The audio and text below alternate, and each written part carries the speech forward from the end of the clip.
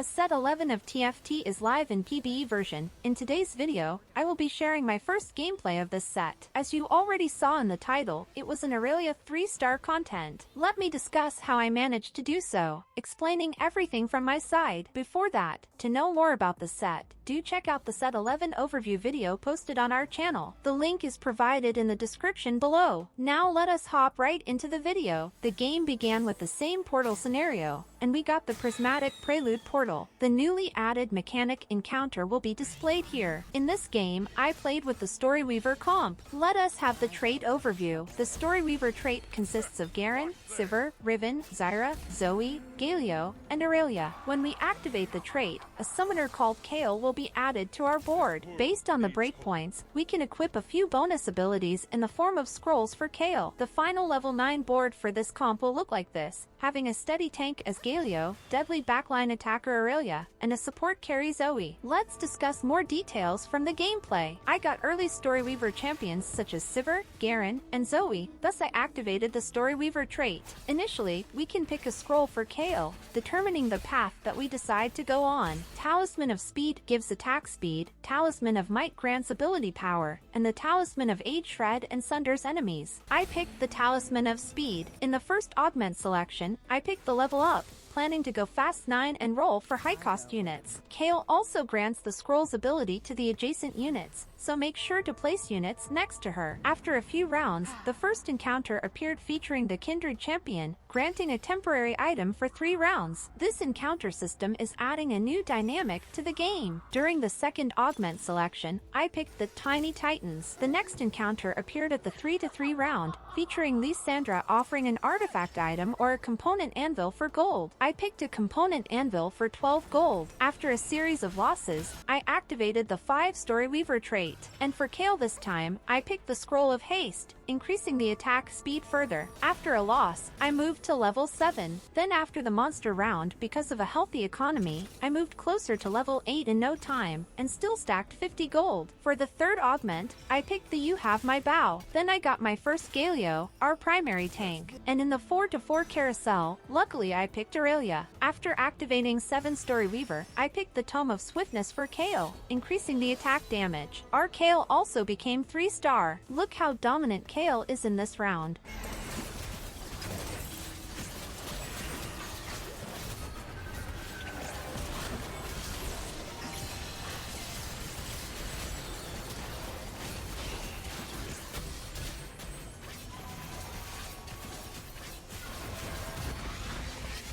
In the 4-6 round, the Diana encounter appeared, allowing me to turn my completed items into components by selling the units. But I didn't require it as I already had ideal tank items, and also good items for Zoe. Look at this Aurelia's attack animation. It's quite satisfying to see the blades piercing through the opponents.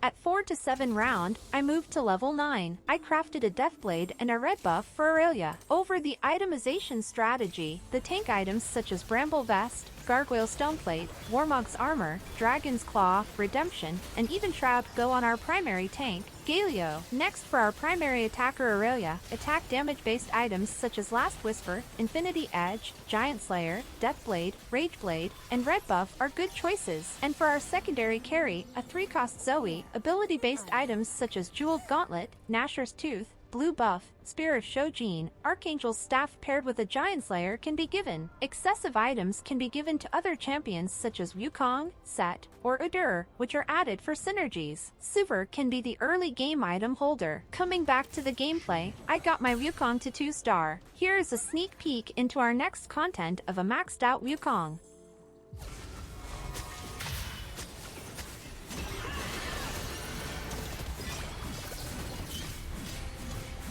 At the 5-3 round, the next encounter featuring Alun offered a completed item from which I picked a Rageblade and gave it to Aurelia. At the 5-4 carousel, I picked the Storyweaver emblem. Then I moved to level 10. At 5-6 round, my Aurelia becomes 2-star. Look at Set squatting with the adjacent allies. My 7-win streak broke when I competed against a max 4-cost any opponent.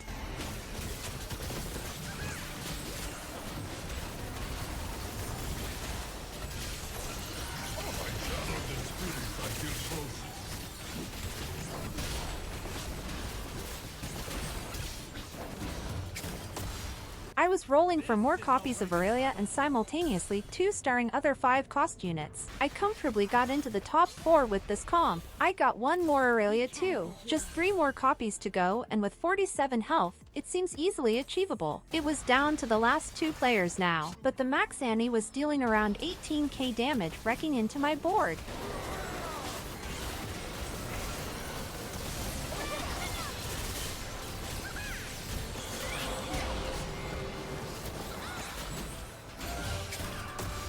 At 7-1 round, I took a gamble and sold most of my units in order to max out my Aurelia.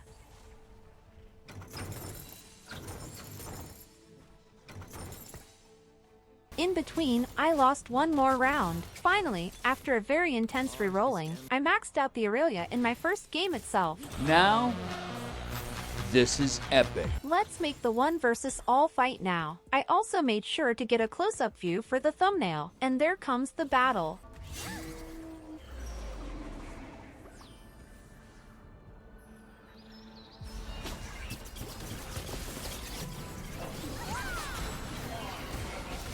Wait, what just happened? Where's my maxed out 5 cost Aurelia? A lesson that I learned from this is Aurelia can't do 1 versus all in this set. That's it for the video. Hope you enjoyed watching it. For more interesting TFT content, subscribe to our channel, Item Swap.